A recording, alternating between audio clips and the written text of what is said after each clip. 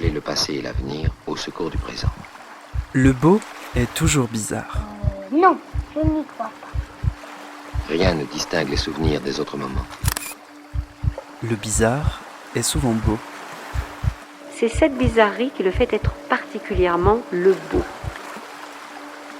Le beau bizarre. Non, oui, pour moi, oui. De Zineb Souleimani.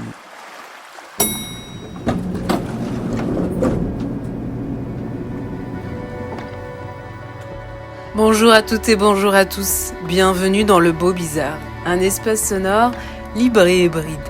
Un espace façonné avec soin et exigence, même en temps de canicule. Et pour ce 85e épisode, c'est le temps lent qui prend sa revanche. Cela faisait plusieurs années que je souhaitais enregistrer un épisode avec Feda Wardak. Il aura fallu la présentation de Ce que le ciel ne sait pas au Festival de Marseille pour que cette rencontre, longtemps espérée, puisse enfin avoir lieu. Je suis heureuse de vous partager mon échange avec Feda Wardak. Bonne écoute à vous.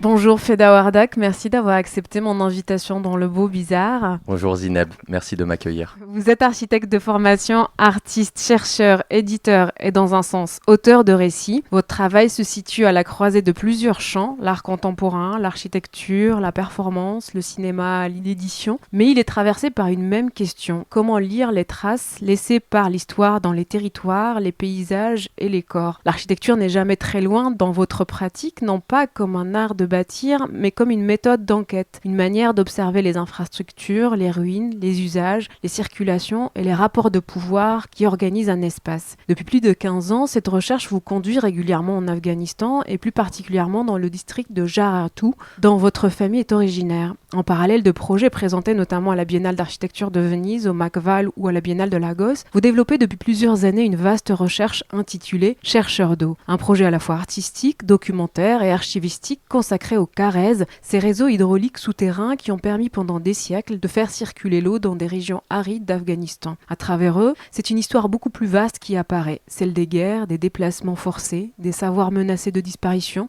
mais aussi des formes de résistance qui persistent sous la surface. Car chez vous, l'eau n'est pas uniquement une ressource, elle devient un révélateur, un moyen de comprendre comment un territoire se transforme, comment une mémoire se transmet, comment une communauté continue d'habiter un lieu malgré les violences qui l'ont traversé. Cette attention aux traces irrigue également Ce que le ciel ne sait pas, une œuvre qui propose de déplacer le regard porté sur l'Afghanistan, longtemps observé depuis le ciel, celui des satellites, des drones, des cartes militaires et des récits géopolitiques et médiatiques, pour revenir au sol, au corps, aux gestes et aux histoires qui échappent aux images de surplomb. Nous allons revenir sur cette création présentée dans le cadre du Festival de Marseille, mais j'aimerais commencer plus en amont. Pendant longtemps, vous avez travaillé sur les périphéries urbaines, les transformations du territoire et les formes contemporaines de domination spatiale. Pourtant, vous avez longtemps résisté à faire de l'Afghanistan un sujet de travail. Pourquoi? Était-ce une manière de vous protéger de récits déjà produits sur ce territoire ou la conviction qu'il fallait d'abord trouver une juste distance avant de pouvoir y revenir et surtout de partager cette recherche? Merci pour, je ne sais pas si c'est une introduction, mais en tout cas cette présentation très précise. Je pense que c'est important de le saluer. Du coup, je me raccroche à la fin où j'ai l'impression que c'est le moment où il y a une question qui s'écrit. Et j'ai la sensation que dans la question, il y a déjà une forme de réponse dans laquelle je me reconnais. C'est-à-dire que j'ai travaillé depuis 15 ans en Afghanistan, mais plutôt sous la forme de recherche, d'archives, d'écriture beaucoup, de choses qui m'ont alerté et qui m'ont passionné dans la manière dont ces sociétés se sont établies, notamment autour de l'eau, et on en parlera peut-être plus tard. Et de fil en aiguille, cette recherche s'est transformée en production de terrain, que ce soit par l'artisanat ou la restauration de réseaux hydrauliques et de savoir-faire. Et ça m'allait de rester à cet endroit plutôt d'artisans, plutôt que d'artistes, ou d'utiliser cette matière pour en faire des œuvres dans des géographies qui sont plutôt occidentales et où j'étais sollicité comme artiste. Parce que je crois que j'étais pas à l'aise à l'idée qu'on me renvoie soit exclusivement à ça, ou qu'il y ait presque un désir de vouloir coûte que coûte parler que de ça. Il y avait comme une sensation qui me mettait mal à l'aise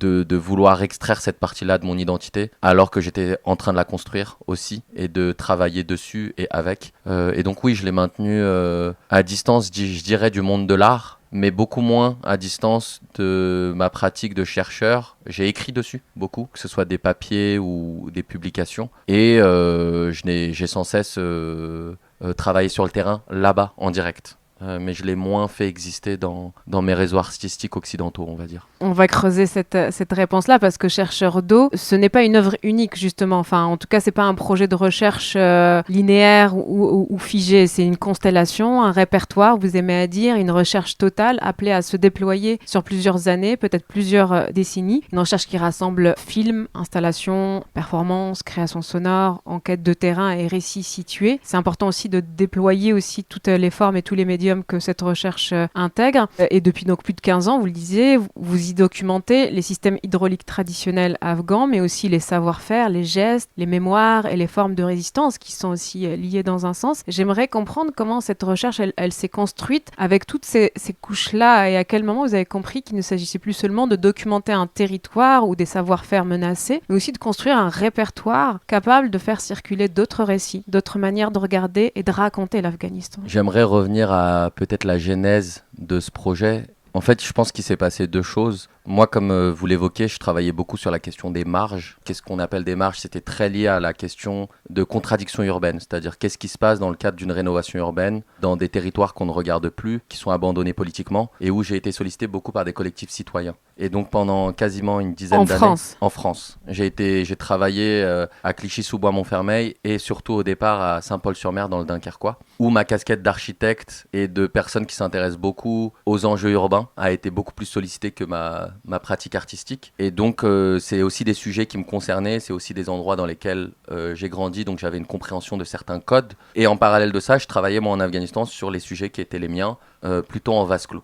Et il y a eu le 2021, c'est-à-dire à la fois le retrait des troupes occidentales et la prise de pouvoir des talibans. Et j'ai été extrêmement sollicité à ce moment-là par différentes institutions artistiques, par des directions de lieux, par le ministère. Et ça m'a beaucoup interrogé. Pourquoi à ce moment-là, évidemment que j'en avais conscience, mais il y avait une forme d'hypocrisie qui a existé et qui m'a beaucoup dérangé sur le fait d'un coup de crier au scandale sur ce qui se passait en Afghanistan par rapport à cette prise de pouvoir, alors qu'en fait la condition de beaucoup de populations en Afghanistan était similaire sous les années d'occupation. C'est un sujet complexe, je pense que ça demanderait du temps d'aller plus loin, mais ce qui m'a beaucoup dérangé, c'est pas tant ce qui se passait là-bas, c'est la manière dont ce qui se passait là-bas était instrumentalisé ici et déresponsabilisé complètement, pour le dire, l'endroit de responsabilité des États occidentaux. C'est-à-dire qu'on n'est pas arrivé à cette situation par hasard, il s'est passé des choses, il y a eu 45 ans d'impérialisme en Afghanistan, impérialisme occidental, et donc je pense que c'était important pour moi aussi d'entendre les endroits de responsabilité des institutions françaises par rapport à l'État français. Et il n'y avait pas de ça, c'est-à-dire qu'on était dans quelque chose de rapide et ça me dérangeait profondément. Et donc je me suis dit,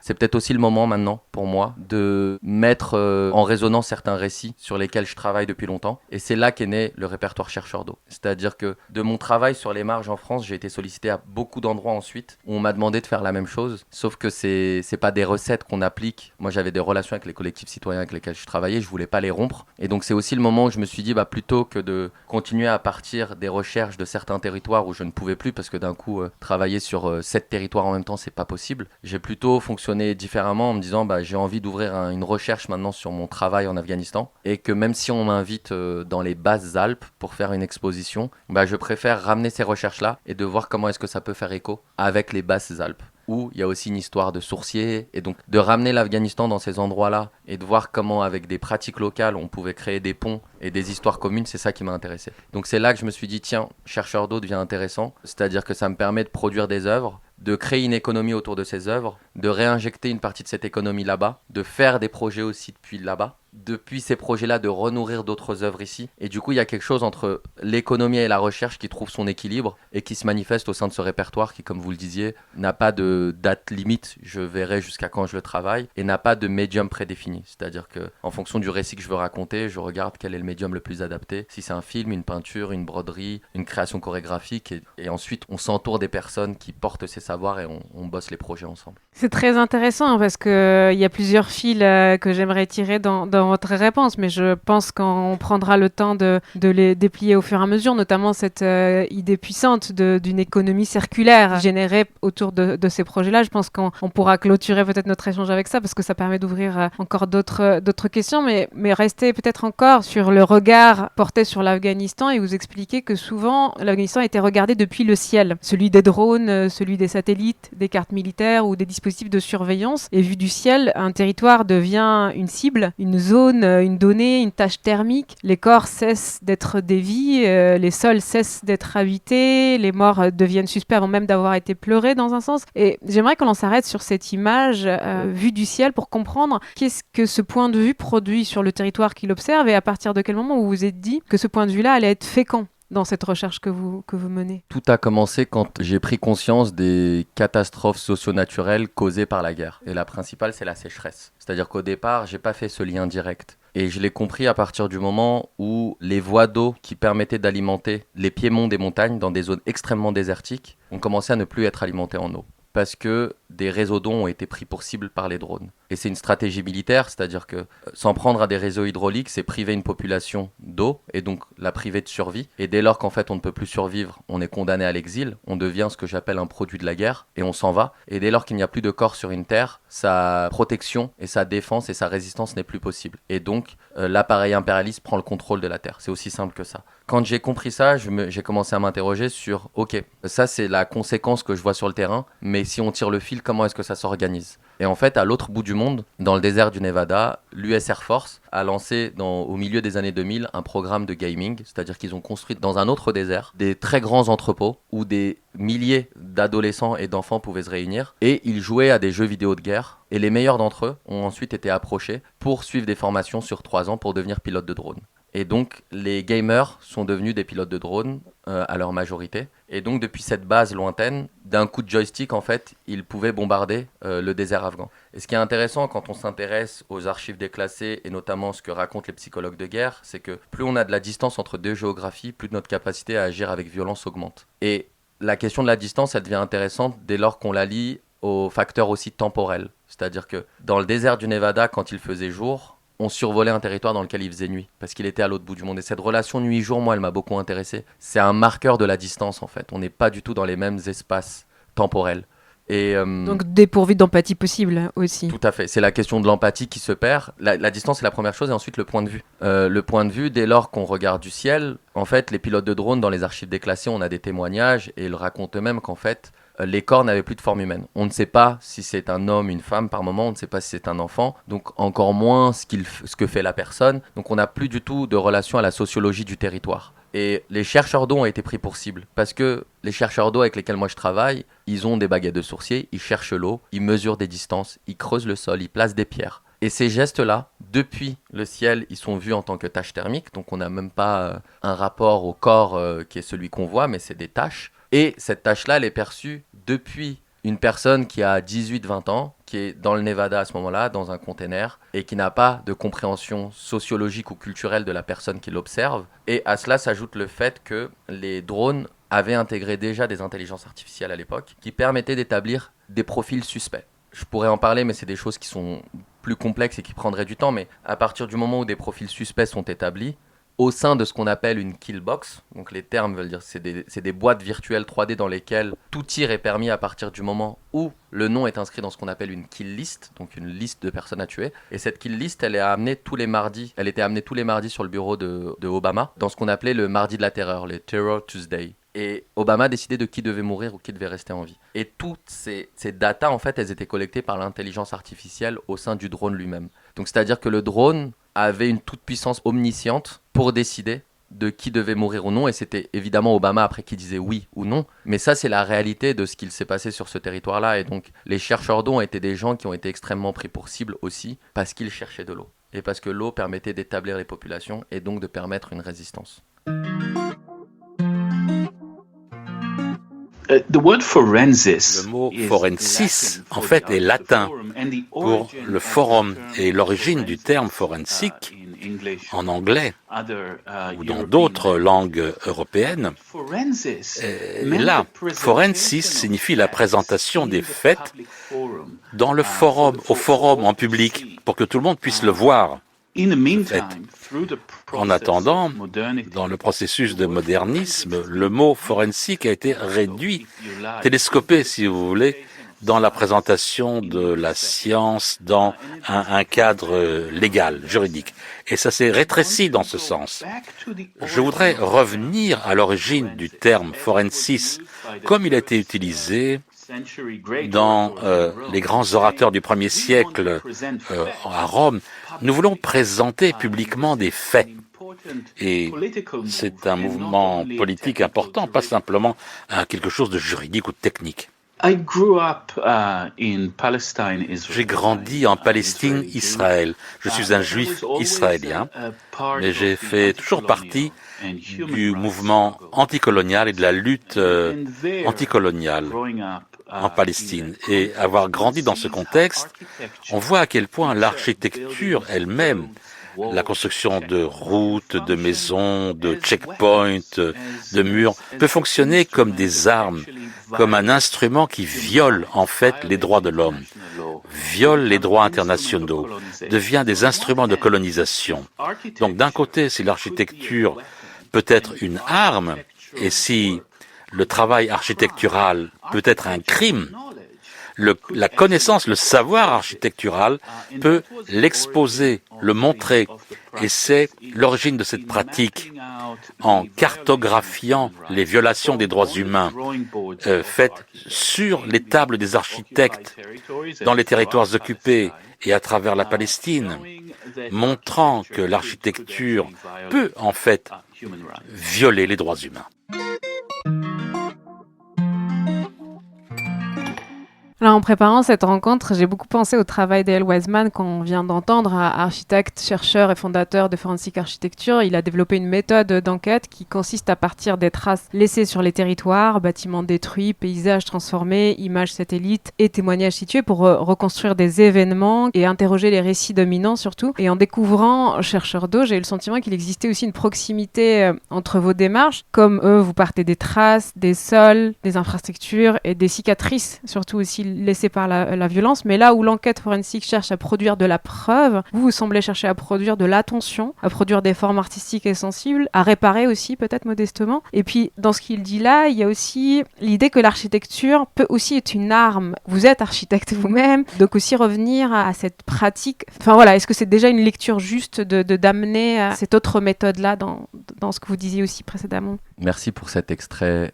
Évidemment, je me reconnais beaucoup dans la démarche d'E.L. Wiseman et de Forensic Architecture. C'est des choses qui m'ont beaucoup nourri aussi, qui m'ont fait du bien aussi, en découvrant ce travail pendant mes études. Au sein de la plateforme éditoriale qu'on avait montée, on était aussi allé l'interviewer en 2018, je crois. Donc ouais, son travail fait beaucoup écho en moi, notamment dans les années précédentes, ça m'a beaucoup nourri et inspiré. Et sur peut-être... comment est-ce que la question de l'enquête ou de l'archive peut exister dans mon travail? C'est vrai qu'il y a peut-être quelque chose où moi je pars des gens de ma famille, de mes proches, de ces récits dans lesquels j'ai grandi, qui ont été ciblés, certains qui sont partis, qui sont morts à cause des bombardements, qui ont été tués, pour le dire clairement. Une personne qui a survécu à une attaque de drone, un de mes grands-oncles, avec lequel je travaille beaucoup, et notamment le point de départ et la relation à l'archive, la trace, c'est, je pense, parti de lui, il y a 4-5 ans, où il énonce, en fait, son corps a été ciblé par une attaque de drone, il y a survécu,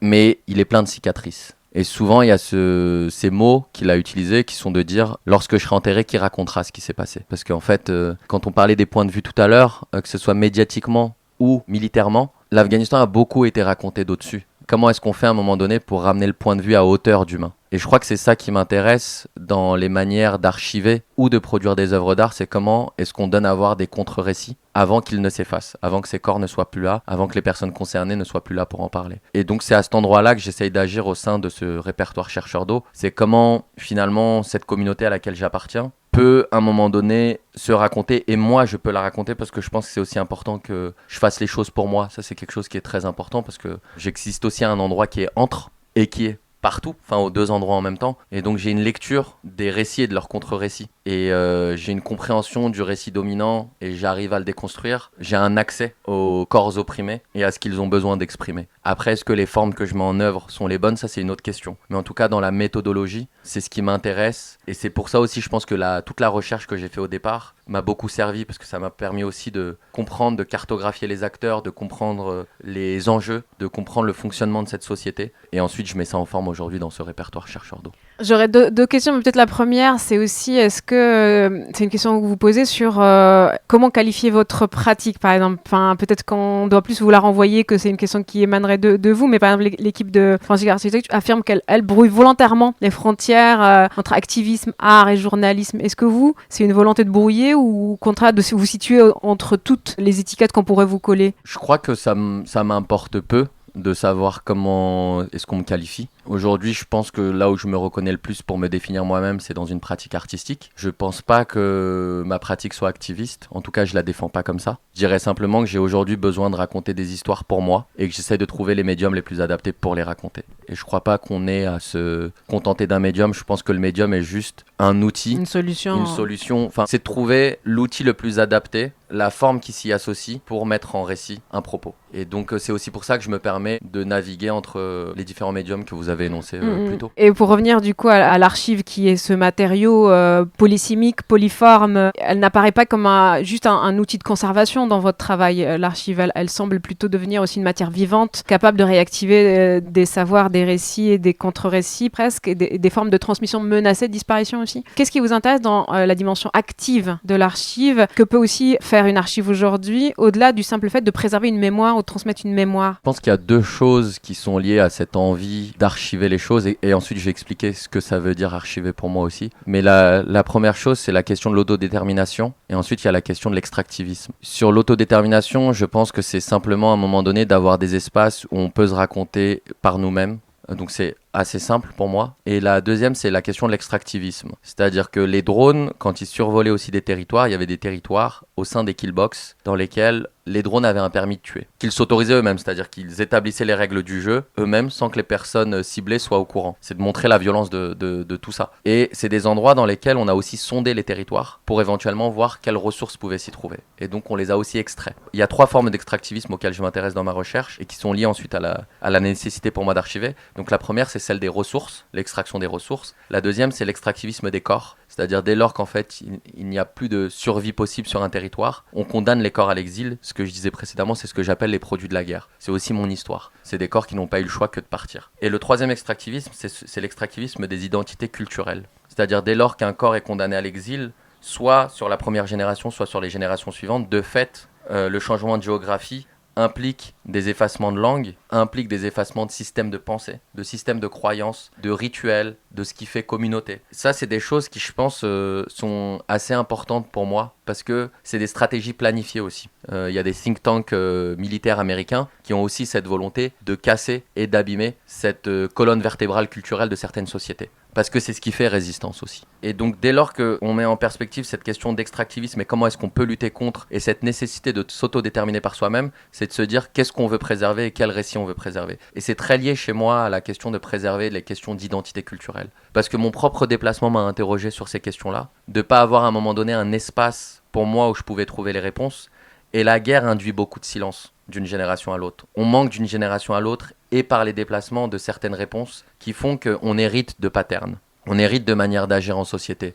Ça ne veut pas dire que ceux au-dessus de nous sont responsables de ça, mais qu'à un moment donné, je pense qu'il est nécessaire de rentrer dans ce qui fait silence, de le comprendre pour ne pas l'imposer aux autres. Et ça, c'est aussi des cheminements de vie à un moment donné qui font qu'on comprend nos erreurs, qu'on comprend nos silences, qu'on comprend la manière dont on a besoin à certains endroits de se déconstruire, de se réparer. Et je crois qu'en discutant aussi avec la génération suivante, c'est-à-dire celle de mes neveux et de mes nièces qui sont éparpillés en Europe, je comprends à la fois à quel point pour moi c'est nécessaire aujourd'hui de faire exister un lieu dans lequel, avant que les corps disparaissent, on ait ces récits-là.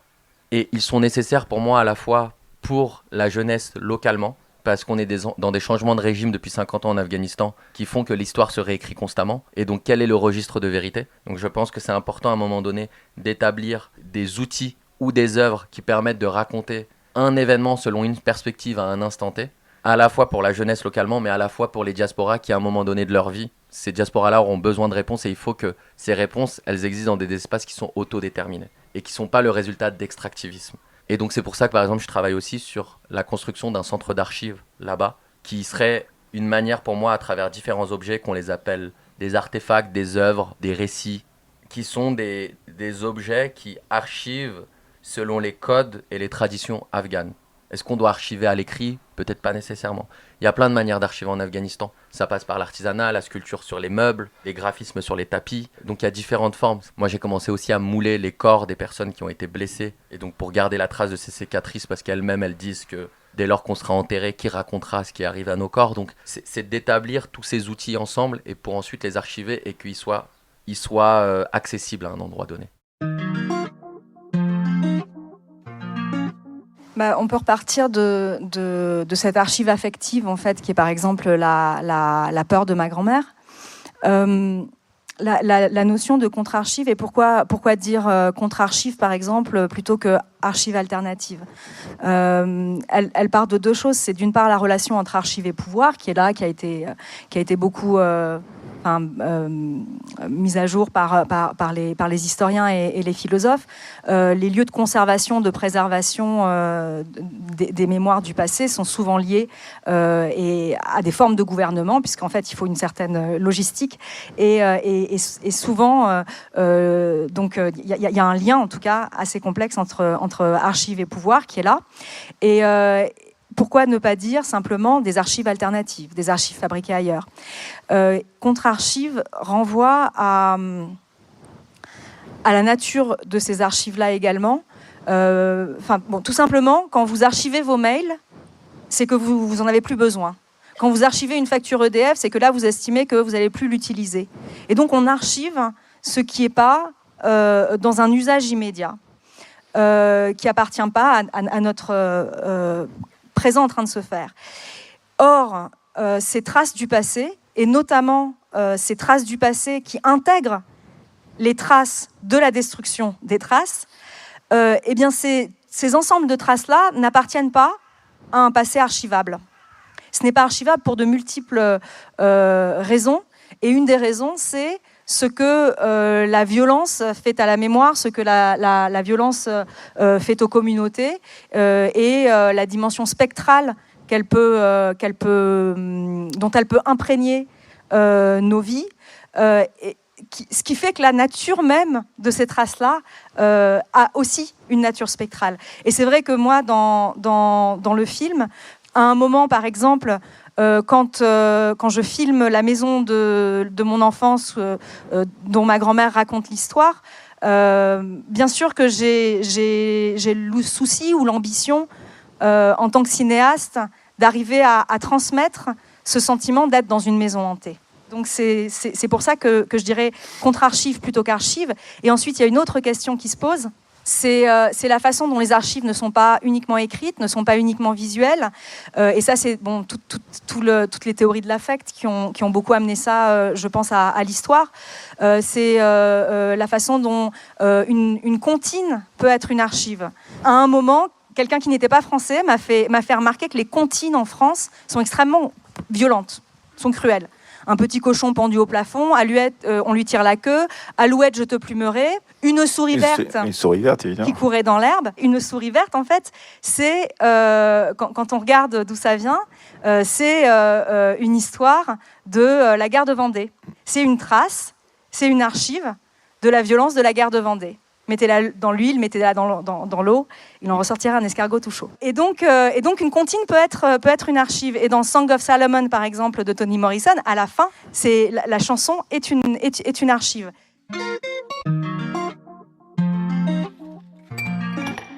Un court extrait avec la voix de Shoura Makarimi dans le film Hitch, une histoire iranienne, et le récent essai Résistance affective explore la façon dont les mémoires familiales, les blessures de l'histoire et les politiques de l'attachement deviennent des formes de résistance face à l'effacement. En découvrant, encore une fois, chercheur d'eau, j'ai eu le sentiment que votre démarche partage quelque chose de cette tentative de transformer l'héritage intime en espace d'enquête, de transmission et d'action politique. Et ce que dit aussi Shoura Makarimi, ce qu'elle appelle les politiques de l'attachement, l'idée que certains liens à un territoire, à une histoire, à des disparus deviennent des forces de résistance. Je veux savoir comment ça résonne en vous et comment ces deux idées-là de l'autorité de l'archive dans un sens, qui a cette autorité-là pour inscrire une archive dans la mémoire de l'archive à transmettre, et puis la politique de l'attachement. Est-ce que votre projet, il part d'un attachement à un territoire ou une forme de nécessité à enquêter sur le territoire ?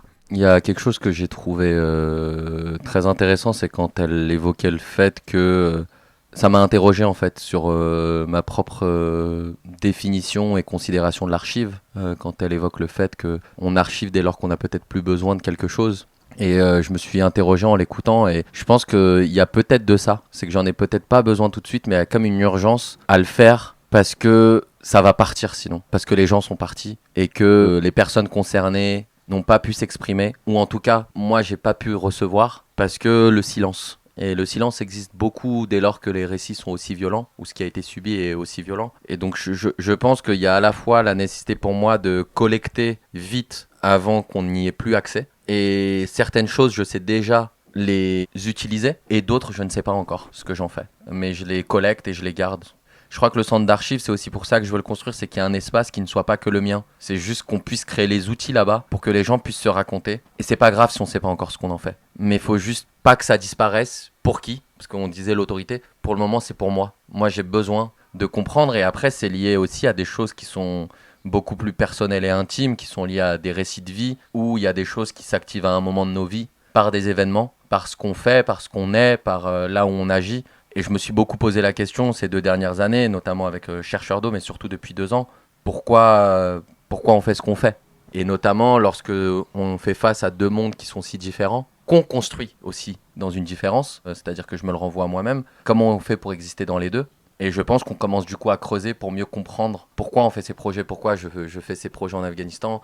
Est-ce que c'est pour moi ? Est-ce que c'est pour les gens de ma communauté ? Est-ce que c'est pour le milieu artistique dans lequel j'évolue, qui est friand des questions d'identité, et c'est pour ça aussi que je les ai maintenus pendant longtemps à distance. Et c'est peut-être tout ça à la fois. Est-ce que c'est pour des questions d'image, d'ego ? Et du coup, c'est aussi à un moment donné de prendre du recul là-dessus, de partir longtemps là-bas, de faire une pause, de peser le pour et le contre, de savoir pourquoi on le fait pour soi. Et je pense que le truc le plus fondamental, c'est de le faire pour soi. Et donc c'est pour ça que quand vous évoquez la question de qui a l'autorité sur l'archive, en fait, je me rends aussi compte que je me reconnais beaucoup plus dans les démarches de personnes qui font les choses pour elles, plutôt que celles qui prétendent les faire pour les autres. Je crois que c'est important d'agir pour soi. Et c'est à travers le soi, peut-être qu'on existe mieux avec les autres aussi. Et que parfois, on se perd dans le fait de soit de faire pour les autres, soit de prétendre le faire pour les autres. Et donc, sur cette question je pense qu'il faut faire pour soi. Ouais. La question autour de l'autorité, elle était double aussi dans le sens de qui détermine que ce matériau-là a un statut d'archive ou un autre ne l'est pas. Et c'est peut-être pour ça que notamment Shohrama Karami parle de contre-archive, je pense. C'est aussi comment créer ou fournir ou conserver des récits, des matériaux qui viennent comme une contre-réponse à l'archive officielle, à l'archive qui a le statut de valeur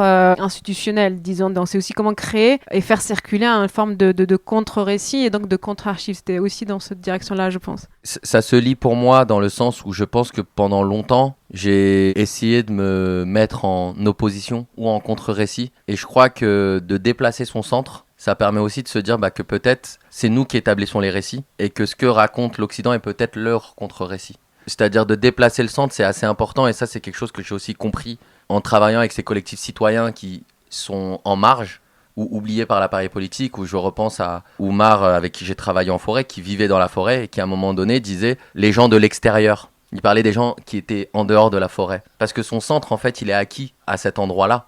Et du coup, il se construit et il parle de lui-même à partir de l'endroit où il est et pas à partir de l'endroit où on le place. Et c'est là que j'ai presque tendance à dire qu'en fait, ces archives sont des récits. Et c'est les récits des personnes qui se situent dans leur centre et qui l'évoquent à cet endroit-là depuis leur centre. Et que le reste est peut-être contre-récit. Eh bien, c'est intéressant pour lancer le prochain extrait encore. My name is Walid Raad. I am an artist and a professor of art in New York.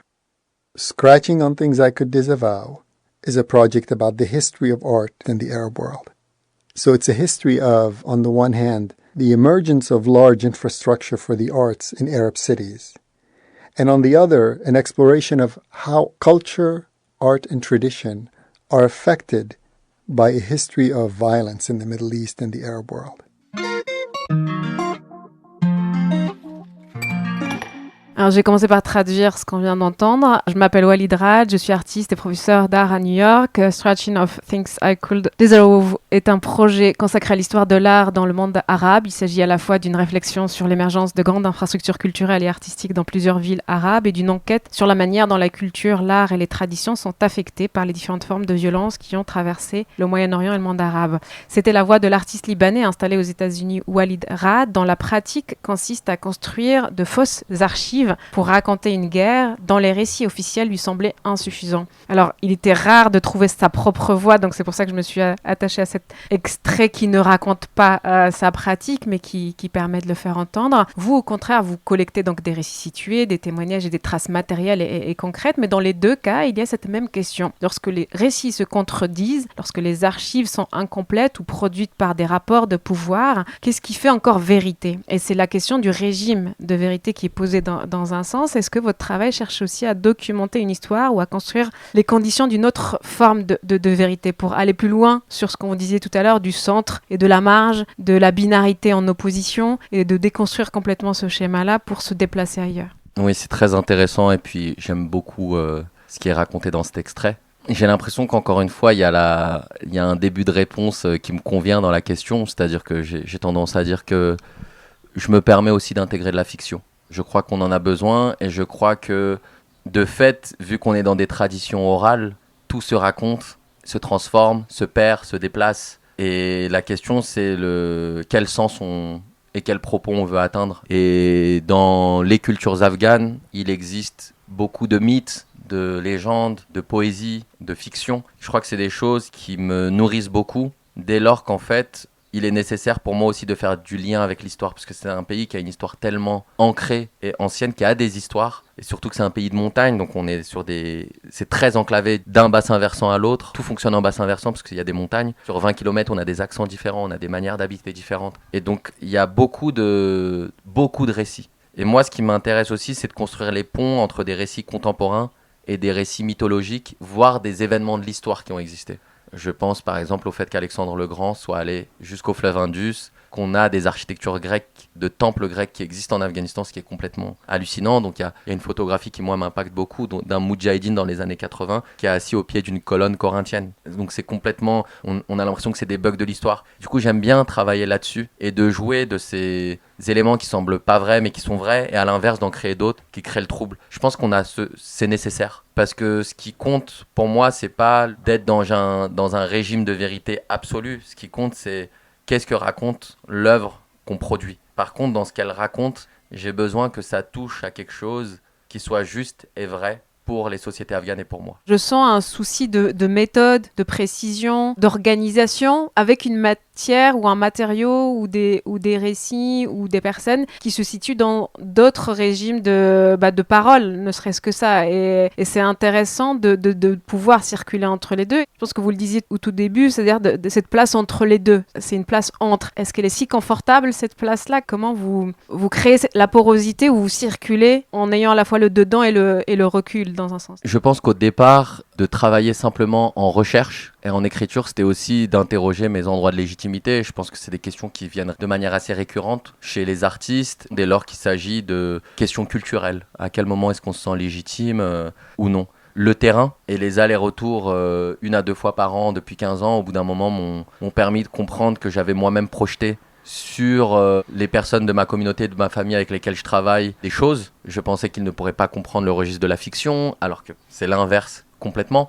Et je vais prendre un exemple, c'est-à-dire que moi j'ai tourné un film qui s'appelle Des hommes sous la terre l'automne dernier, où je suis resté 3 mois, et j'avais envie de reconstituer un temple grec dans le désert afghan. Et je me suis dit, mais comment je vais faire ça avec les autorités qui sont en place actuellement, comment je vais faire ça avec les gens que je filme, est-ce qu'ils vont le comprendre? Et ce qui m'intéressait, c'est que en fait, les Korez, qui ont été évoqués tout à l'heure, les galeries d'eau souterraines millénaires, que je réactive avec les derniers Korezkan, ce qu'on appelle les creuseurs de galeries.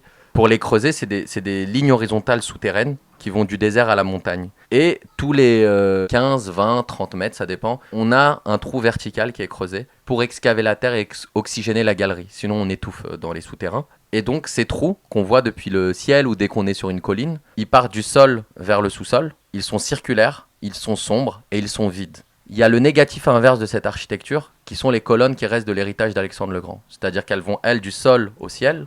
elles sont circulaires, elles sont pleines et elles sont blanches. Et quand j'ai eu ce truc-là qui m'est apparu, je me suis dit, tiens, c'est le négatif positif l'un de l'autre. Les Corrèzes ont 3000 ans d'existence, les temples d'Alexandre le Grand 2300 ans. Il y en a un qui est massivement bombardé, le Corrèze afghan. Et les temples d'Alexandre le Grand n'ont pas été bombardés, parce qu'ils renvoient à une civilisation occidentale. Donc les gamins, parfois, jouent au cricket autour. Et ça m'a vachement intéressé, parce que c'est aussi, quand on parlait de régime de vérité, c'est une réécriture des États occidentaux, parce que les Afghans considèrent qu'Alexandre Sikandar, c'est leur culture. Et donc, c'est là que se pose la question des points de vue, des perceptions, des récits et des contre-récits. Et moi, je m'empare des deux. Et je reconstruis cet espace-là où, dans le film, justement, je mets en scène des choses avec des personnes concernées et qui ont compris tout de suite. Et c'est ça qui m'intéresse, c'est que je crois qu'on est à la fois des êtres pas binaires. La société est beaucoup plus complexe. Et c'est aussi la pensée cartésienne. C'est aussi pour ça que je parlais du fait que l'extractivisme, il est aussi à l'endroit. Dès que le corps se déplace, c'est le système de pensée qui change. Et là-bas, les gens ne sont pas dans la configuration du gentil et du méchant. Le mot méchant n'existe pas en pachto. Le mot qu'on utilise, c'est bad, qui vient de l'anglais. C'est plein de choses comme ça qui font qu'à mesure qu'on passe du temps là-bas, on comprend que le mécanisme de pensée n'est pas le même, que du coup, il faut déplacer la manière de construire le récit aussi. C'est là que j'aime m'emparer des deux points de vue, de les mélanger, de les tordre, de comprendre les mémoires, les récits des gens qui ont éprouvé les choses, d'injecter de la fiction. Parce que ce qui compte à la fin, c'est le propos que moi je veux faire exister. Et je pense que c'est important aussi que les artistes parlent en leur nom. Et ça, c'est aussi ce temps de pause et de déplacement qui m'a permis de comprendre ça. Et peut-être juste préciser avant de passer à l'extrait suivant que vous êtes né en Afghanistan, mais que vous êtes arrivé en France à 4 ans. Donc c'est aussi cette circulation-là qui permet de vous situer, donc de créer votre propre récit situé dans cette circulation-là. But they cannot touch the foundation of America. Because we're the brightest beacon. These acts shattered steel and opportunity in the world. And no one will keep that light from shining. Today our nation saw evil, the very worst of human nature. And we responded with the best of America. On my order, resources of the United States military has begun strikes to find those against Al-Qaeda terrorist training camps and to bring them to justice. Military installations of the Taliban. We will make no distinction between the terrorists who committed these actions are designed and those who harbor of Afghanistan. Alors j'aimerais que l'on s'attarde maintenant sur cet opus tout récemment créé. Ce que le ciel ne sait pas est une œuvre chorégraphique, plastique et musicale, une pièce construite pour 5 danseurs et danseuses autour d'une installation monumentale au centre du plateau sous forme d'un immense escalier hélicoïdal, une structure verticale qui évoque une vis sans fin. Peut-être revenir sur le désir qui a présidé à ce projet et pourquoi avoir eu besoin de la danse pour raconter ce fragment-là de l'histoire, ou peut-être pour le dire encore autrement, à quel moment vous avez compris que certains récits ne pouvaient être portés que par des corps? J'ai une formation d'architecte à la base qui m'a appris à dessiner des objets fonctionnels. J'aime bien prendre l'exemple par exemple de la chaise, c'est-à-dire qu'on dessine des objets en fonction de l'ergonomie du corps. Donc on va dessiner la chaise entre 40 et 45 cm de haut parce que le pli de notre genou, de notre tibia péroné fait telle longueur et du coup le confort est à cet endroit-là. Et je crois qu'au bout d'un moment, ça m'a de moins en moins intéressé de travailler sur des objets fonctionnels qui ne racontent exclusivement ou qui sont au service exclusivement d'une physicalité du corps. Et ce qui m'intéressait, c'était plutôt de savoir comment est-ce qu'on met en récit des émotions, des traumatismes, des choses qui sont impalpables, des souvenirs, des mémoires, des histoires. Et je crois que c'est là que j'en suis venu à la fois au mouvement et au film, qui me permettait de mieux raconter ces choses qui sont pas visibles, pas palpables. Et donc quand j'ai commencé à travailler en recherche sur ces enjeux d'extractivisme liés à cet escalier hélicoïdal qui est une foreuse en fait, qui fore les sols, j'ai commencé à me dire que l'endroit le plus intéressant pour raconter ça, c'est la question des corps et du mouvement sur un plateau. Et donc c'est là que j'ai invité Saïdo Leloup à venir collaborer sur ce projet-là avec moi. Je trouve que Feda a un rapport très noble à sa démarche artistique, parce qu'elle est toujours en écho à ce qu'il renvoie de ses origines en Afghanistan, et comment ça accompagne aussi en continuité une reconstruction de son environnement d'origine. Et c'est ce qui, pour moi aussi, apporte une certaine fidélité à sa démarche. Et mon regard, il se porte vraiment sur l'humain, je pense. Vraiment sur l'humain. Et aussi à l'endroit de son exigence et à l'endroit de son regard. De son regard sur le travail que l'on a en commun, les échanges qu'on peut avoir et comment sa critique va être support et soutien dans le dialogue. Et je trouve qu'il y a dans son désir toujours rendre précieux et donner une valeur aux objets qu'il crée, qu'il touche, qu'il dessine. Ouais, ça me touche.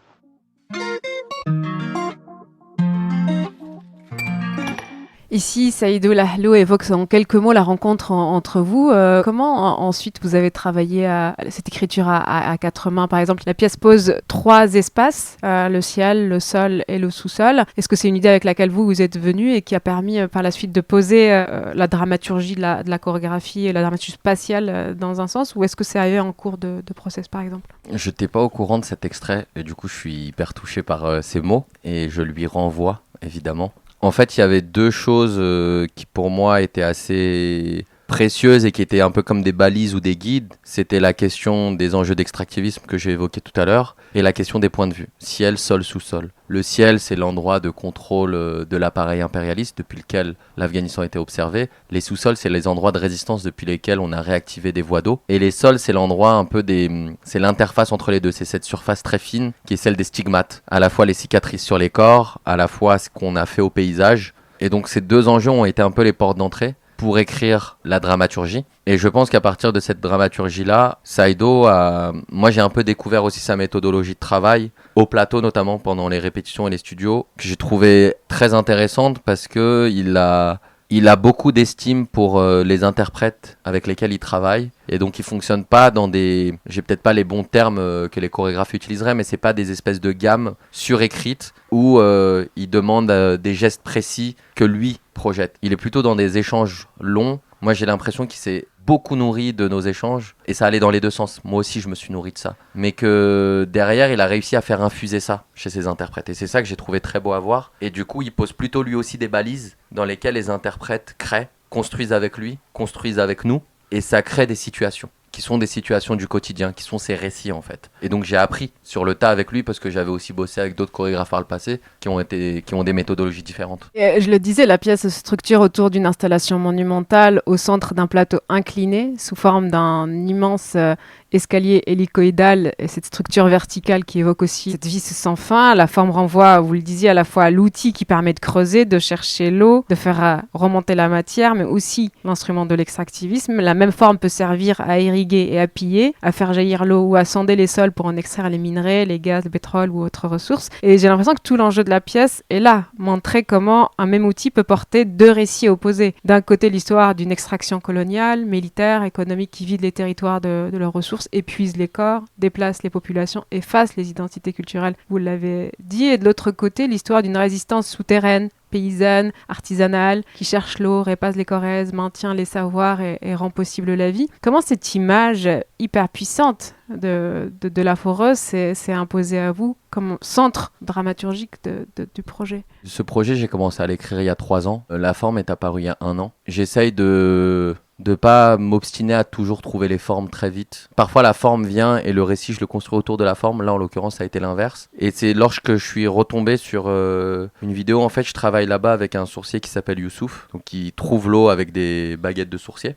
Et ça marche, pour ceux qui en douteraient. Et il avait ciblé un endroit et ensuite c'est un endroit selon lui où, pour le traduire littéralement depuis le pachto, une veine d'eau souterraine passe. Et en fait dès qu'il y a 2 veines d'eau qui se croisent, c'est un point fort. Il y a un magnétisme qui se fait avec la baguette de sourcier. Simplement, on ne sait pas, les veines d'eau, elles se croisent à quelle hauteur. C'est-à-dire qu'il peut y en avoir une à 15 mètres de profondeur et l'autre à 90. Et donc, souvent, on va venir percer le sol à l'endroit où il y a 2 veines d'eau, ou plusieurs veines d'eau, parce qu'on a plus de chances d'atteindre de l'eau. Et c'est surtout qu'en fait, les galeries d'eau qui se sont effondrées et que j'essaye de rénover, certaines ont toujours de l'eau, mais on ne sait plus où elles sont. Parce que l'exil, parce que la sécheresse, parce que les gens ne sont plus là pour les raconter, et que c'est des galeries qui ont parfois mis des siècles à être creusées. Et donc, tout l'intérêt, c'est de se dire, ok, comment est-ce qu'on réactive ces voies d'eau, parce qu'en fait, elles amènent de l'eau en continu et par gravité.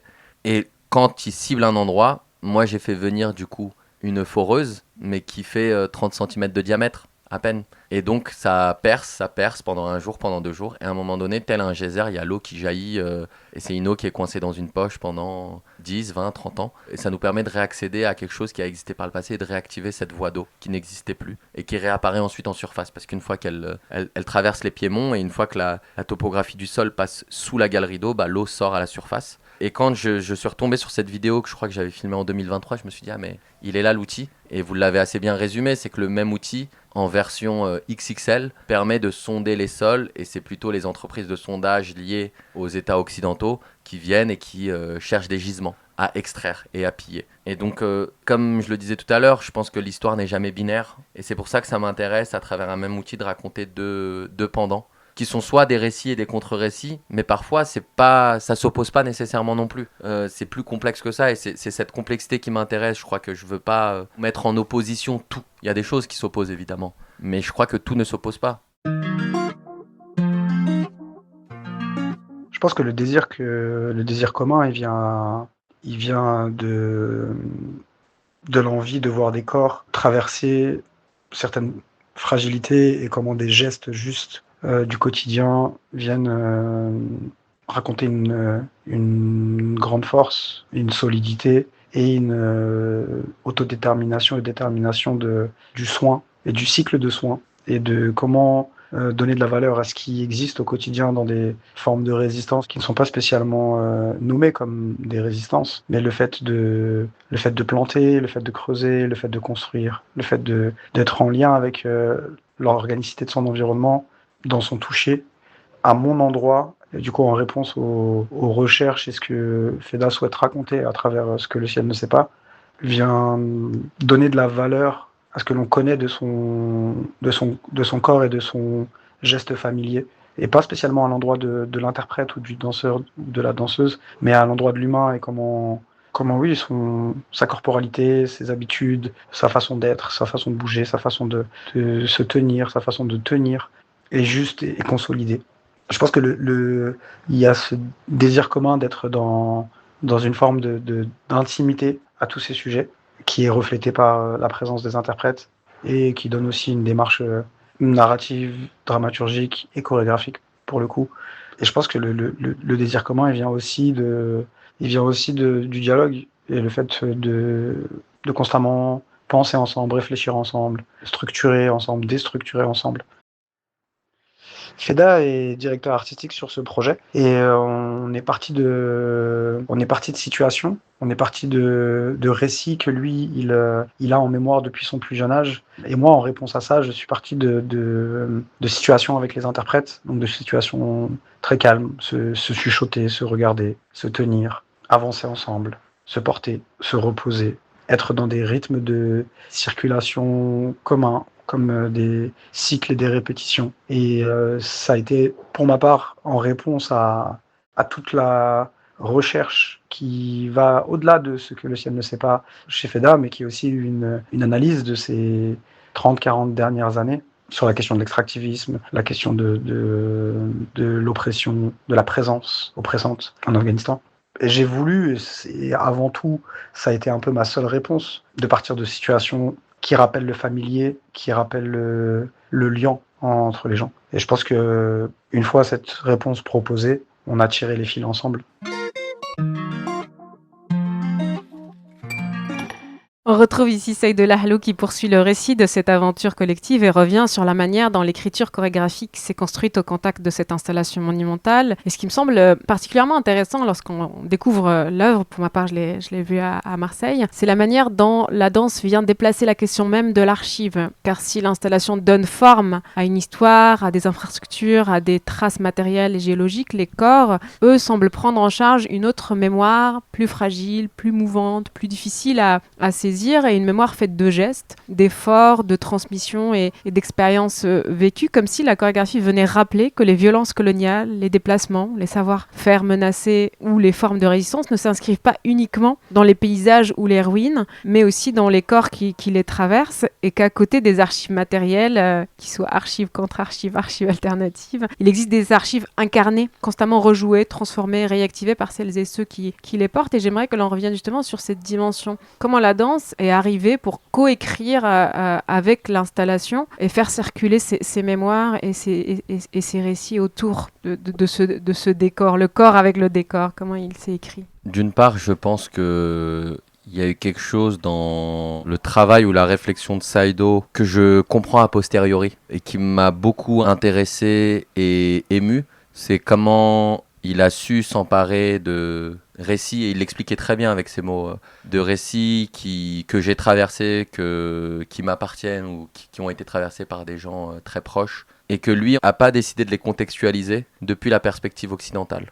C'est-à-dire qu'il s'en est emparé et il parlait à un moment donné de chuchotement. Et en fait, il a réussi à faire exister ça depuis le centre et le corps des interprètes, qui se sont aussi saisis de ça. Je pense par exemple, ce qui me vient très vite à l'esprit, c'est le premier solo, qui est celui de Mehdi Baki, où moi je vois une situation très claire d'un de mes oncles. Parce qu'il y a eu ces échanges, parce que Saido a compris des choses, j'en ai aussi parlé avec Mehdi, mais c'est comment est-ce qu'on met en avant la question de l'anecdotique presque. Et ça, moi, ça m'intéresse beaucoup. On n'a pas besoin de raconter les grands récits, on a besoin de raconter les choses très subtiles qui, à un moment donné, sont révélatrices d'une violence, non pas en racontant la violence, mais en racontant comment est-ce qu'elle a été vécue et subie par les premiers concernés, à savoir les Afghanes et les Afghans. Et c'est là que je trouve qu'il y a eu quelque chose qui sonne assez juste pour moi dans la manière dont Saido s'est chorégraphiquement emparé de ces récits, ces enjeux dramaturgiques, ces intentions, et de les faire exister au sein de ce plateau avec cette œuvre et en cohabitation avec elle. Peut-être une question hors sujet, mais est-ce que par exemple cette installation aurait vocation à exister en dehors du projet chorégraphique vivant, j'allais dire? Est-ce qu'elle pourrait faire objet d'une programmation dans le cadre d'une biennale, par exemple? Tout à fait, mais dans une forme et une disposition qui ne serait pas la même. Quand on l'a montée à Marseille, j'ai vu une situation où cette foreuse était complètement éclatée dans l'espace, avec des tronçons qui étaient en attente, et je me suis dit, attends, là il y a quelque chose qui est assez beau, avec un morceau qui tourne, un autre qui est suspendu, un autre qui est sur une palette, deux autres qui arrivent sur des transpalettes, comme si on ne savait pas si elle allait chercher un autre territoire et forer d'autres endroits, ou si elle avait été démontée et déconstruite, parce qu'il y avait une forme d'autodétermination, et j'aimais bien cet entre-deux sans trop savoir. Et là je me suis dit, tiens, elle peut aussi exister seule, peut-être avec un support lumière et son. Et c'est vrai que moi, l'idée m'a traversée parce que le contexte d'accueil à Marseille était assez beau. Enfin, il faut dire que c'est un patio, enfin un espace extérieur, en tout cas, du musée de la Vieille Charité à Marseille. Et donc, c'est aussi un contexte de jeu extérieur. Ça jouait à 22h. Enfin, ça disait aussi quelque chose de l'in situ qui venait donner une expansion au récit qui aurait peut-être, pour ma part, pas eu le même effet, le même écho que si c'était dans une boîte noire, par exemple. C'est pour ça que la question a émergé chez moi. Donc, c'est tant mieux si elle peut trouver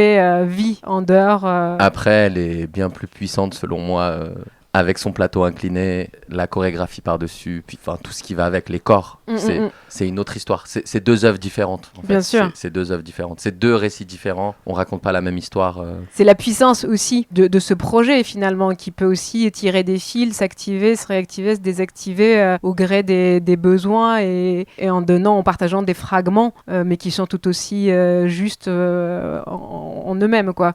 Vous parlez beaucoup des générations qui arrivent après vous ou des générations de vos neveux, vous disiez tout à l'heure. Vous parlez aussi des langues qui disparaissent, des savoirs qui se perdent ou des récits qui s'effacent. Et dans le fond, je me pose la question, ce travail, vous l'avez beaucoup dit, vous le faites d'abord pour vous, mais il y a aussi la question de l'adresse. Et donc, à qui il s'adresse? Que c'est les institutions occidentales, les publics, les générations futures de votre propre communauté? Est-ce que c'est pas votre question et dans un sens, ça vous échappe aussi? Je pense qu'elle s'adresse aussi à moi et à des silences que j'essaye de comprendre. Et donc, sincèrement, je crois ça m'aide aussi presque dans une approche thérapeutique et d'ouvrir des endroits qui ont été fermés très longtemps. Et du coup, elle s'adresse, je pense, aussi à ma communauté, ma famille, les gens là-bas. En fait, quand on creuse les sols, les corrèzes, j'ai commencé à en creuser un nouveau l'an dernier. Et donc, c'est un travail qui va peut-être prendre 20, 30, 40 ans, je sais pas, jusqu'à ce qu'on trouve l'eau. Et en fait, à un moment donné, quand on creuse, l'eau n'arrive pas d'un coup parce que c'est de la roche. La roche commence à briller.